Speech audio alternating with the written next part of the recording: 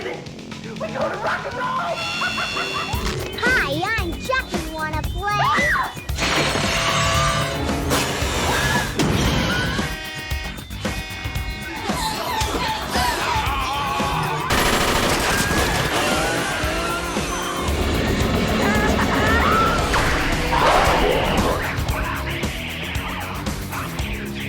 Welcome to the Spooky Nerd Club, everyone. I'm your host, Ray, and today I have Horror Girl back with me. We're going to talk about our top 5 favorite Scream Kings in horror movies. We're going to work our way down from number 5 to 1. We're going to both hold up a blank piece of paper and at the same time reveal who our picks are to each other. I have no idea who she picked, and she doesn't know who I picked, so this is going to be a surprise to both of us. You ready for this? Ready? All right, so starting with number 5. Let's hold up our paper. 3, 2, 1. Rob Zombie. What? Rob Zombie. Well, explain. Why Rob Zombie? Okay, I picked Rob Zombie because he may not be in the movies. I still consider him a Scream King because this is going to be controversial, but I liked the Rob Zombie Halloween because they were very different, and I like the way that he kind of takes the old horror and turns it into like a new kind of strange concept, and I think he does that really well. And I think the way that he like conceptualizes things and ideas, I think they're very weird and interesting. I loved the monsters. I know that was nobody liked that but me, but I think only Rob Zombie could do a weird like concept like that, and I think he killed it. He made it his own. He made it his own, and it was interesting. It was fun to watch. It was different. To be fair, the world all loved the remake that he did until he came out with part 2. Yeah, and then that's when he lost a lot of the fan base. Michael, you know I'm not really here. I want to show you something. All right. Yes. I picked Matthew Lillard because I met him a couple times, and I just think he's like one of the most genuine human beings, you know, especially to the horror fans. Every convention I go to, he just treats everyone so nice. You can see that like he appreciates the horror fan base. He takes his time, you know, signing your autograph and actually talking to you. Even if I've seen people who are like socially awkward, he still tries to like break that mold a little bit and give them attention. He did Scream, 13 Ghosts, Ghoulies Go to College, I believe. And of course, you know, the new movie that's popular now, Five Nights at Freddy's. He may not have been in the most horror films, but he may have been in one of the greatest ones of all time. True. Did you really call the police? You're sorry, ass.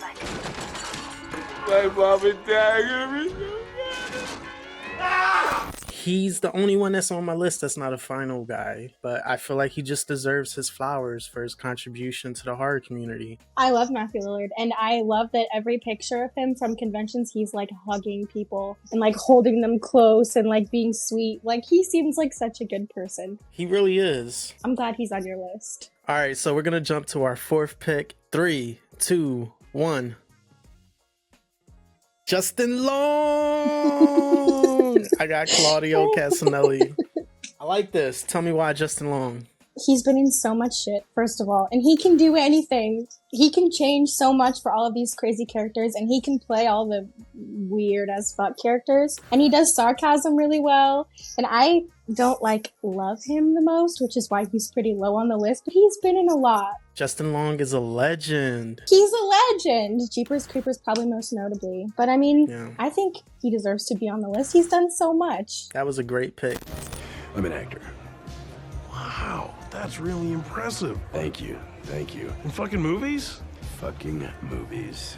I'll go into Claudio Casanelli. So, how deep have you ever dug into like the lore of like Giallo films and stuff like that? Not a ton. I've seen some of them, but I don't know much about the lore. He's just a legend to me, in my opinion. From the films I've seen from him, he always plays like this badass character that just wants to like always do the right thing. So in the film, The Suspicious Death of a Minor, he was trying to crack down like a sex trafficking ring that had some connections with some powerful people. And What Have You Done to Your Daughters? I know these titles are crazy long. They're always some crazy ass titles. And he plays this inspector who's jeopardizing his career to try to crack down on a case about some young girl who apparently committed suicide. And also The film probably has one of my favorite scores of all time. Hey, you wanna come over to my house? Sure, why not? I'll come out. Yeah, man. Like, I love the music in this film. Recently, I just saw The Great Alligator, which is like a creature feature directed by Sergio Martino. I could go on forever about Claudio. I really love him a lot. Like, he's one of my favorite actors from that genre. But yeah, that's my fourth pick, Claudio Castagnoli. I say, go yourself. All right, so for our third pick, in 3, 2, 1. Justin Long. And you got Johnny Depp. I'll take that. All right, so I'll tell you why. My third pick is Justin Long because I feel like he really loves the horror genre. I know this is like kind of non-horror related, but I also love them in some comedy films. Like, I like them in Sasquatch Gang. I don't know if you ever seen that. You have to see Sasquatch Gang. Here's a clip. The bank has attempted to reach you by letter. Bills? Whatever. Yes, they get the new Sabbath tabs. Rock on! And by telephone. He doesn't live here anymore. Stupid telemarketers. I thought he was a great comedy actor early in his career, so to see him take on like the horror roles later on down the line, it's just exciting to see him transition to our genre. You know what I'm saying? Right. So Justin Long was in Jeepers Creepers, Tusk, Barbarian, Drag Me to Hell, Creepshow the TV series, House of Darkness, It's a Wonderful Knife, terrible movie, and Goosebumps. He gets his horror flowers. He's been in a good amount of horror movies. That's why I picked Justin Long. Now let's hear about your third pick. I picked Johnny Depp. Okay, hear me out first of all. Starting strong. I mean, Nightmare on Elm Street, obviously. But then, like, when you think of Tim Burton, who is huge in horror and spooky films, I mean, Johnny Depp has been in all of them, almost all of them. Tim Burton's overrated. No, he's not. Sometimes he is, but sometimes he's not. If you grew up with him like I did, I saw all of those movies in theaters. That's how old I was. So you saw James and the Giant Peach in theaters? No, I read the book in school though. I saw that in theaters. That shows you my age gap. When I think of like what actor is going to play in like a spooky Tim Burton movie, I associate it with Johnny Depp always. And I feel like people who like horror movies or who like Halloween and spooky stuff, like they like a Tim Burton movie at least one. And I feel like I associate them together constantly. But then also he did really well in Nightmare on Elm Street. So that's what I think.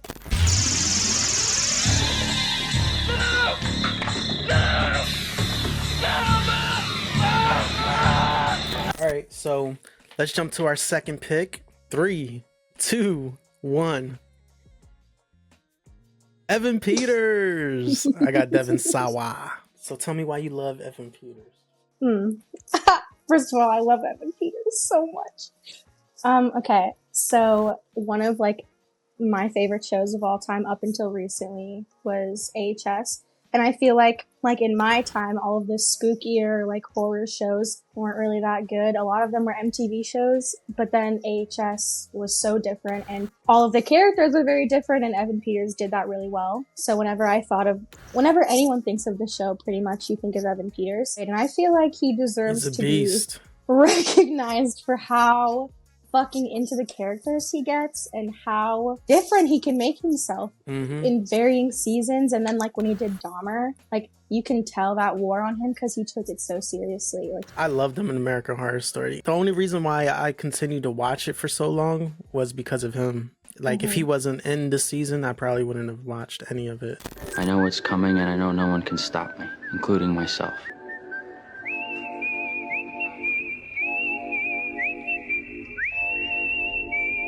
So number 2 on my list was Devon Sawa.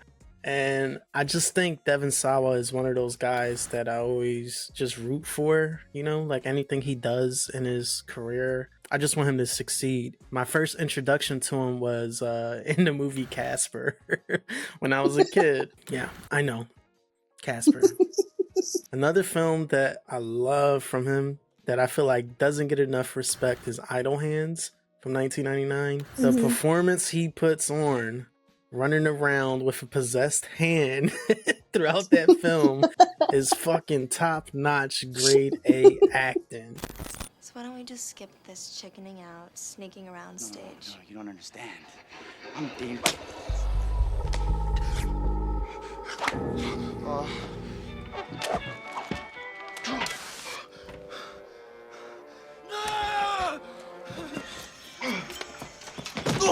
Hey, who are you? New, drive-through duty. Sorry. He really commits, and you really believe that his hand is possessed. Like, it's just so good. I went to the Mahoning Drive-In, I think it was last year, maybe 2 years ago, and they were premiering Idle Hands. I think it was on 35mm or something at the drive-in. And we ended up getting like a surprise introduction video where Devon Sawa sent in the video to Mahoning to like basically introduce the film to all of us. So I just thought that was pretty awesome on his part, because it's like we're at this little drive-in in the middle of nowhere, and he sends a video clip like showing his love to the horror fans. So right. I just thought it was like a class act thing to do. There was probably like maybe 20 people at this drive-in. So not many people at all. He didn't have to do that, but it just showed that he like kind of cared. So I thought that was cool. So that's why he's my second pick on this list. Shut up, Brownie. You're so not funny. This is your idea of a joke. It's not a joke. It's not a joke. How you like my pick so far? Good. How do you like mine? I think they're interesting. I think you did pretty good on all of them. I like when they're so opposite to yours. I think that's perfect. I mean, you gotta have balance, right? Mm-hmm. This is a wild one. This is gonna be 3, 2, 1. Boris Karloff. Oh, that's great. That's not a wild one. That's a great pick. Tell me why you like Boris Karloff. First of all, as you can see, my favorite horror icon of all time is Frankenstein. And no matter how good or bad or whatever all of the newer like remakes of it are, I will never like them as much as I liked the 1930s version.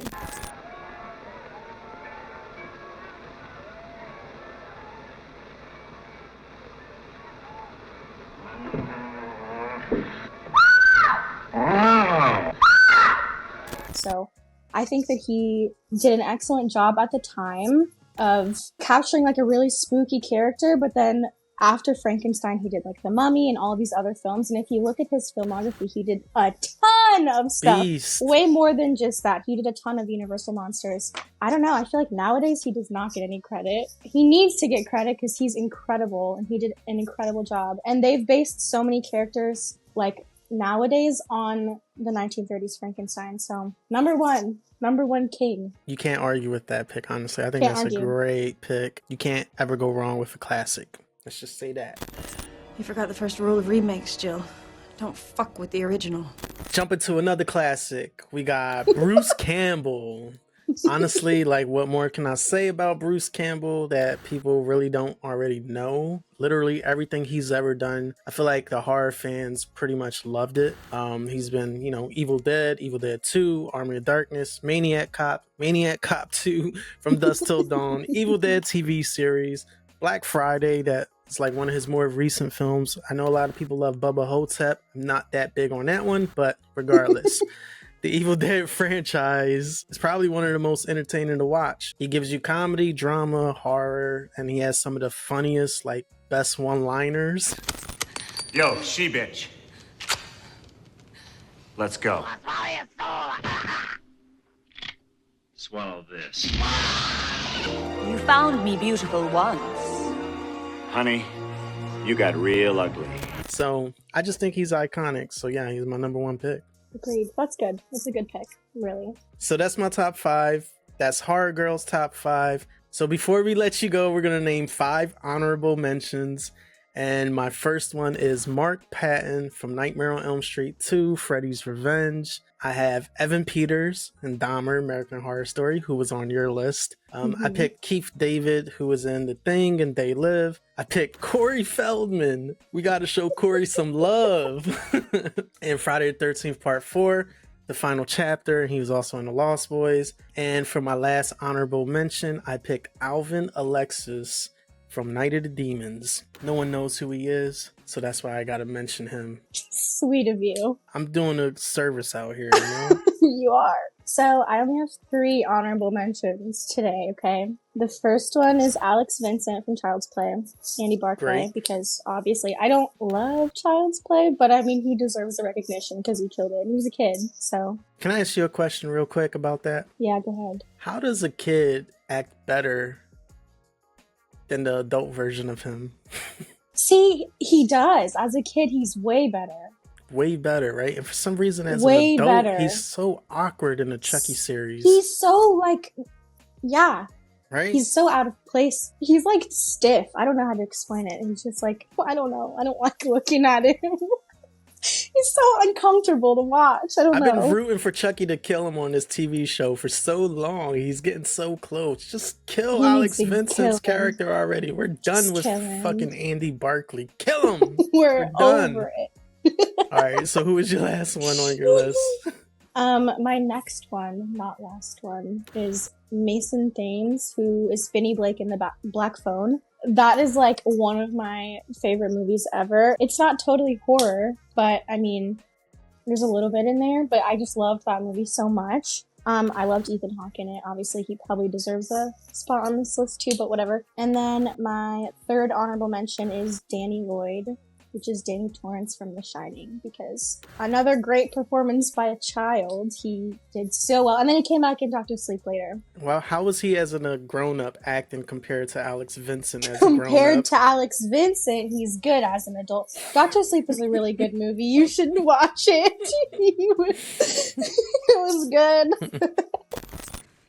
You're a fucking drag, you know that? Thank you all for checking out this video. Let us know in the comments if you liked my picks or if you liked Horror Girls picks or if you have your own picks that you think should make the list. If you could please like, comment, subscribe, hit the notification bell, do all of that good stuff. We really appreciate everyone for supporting us.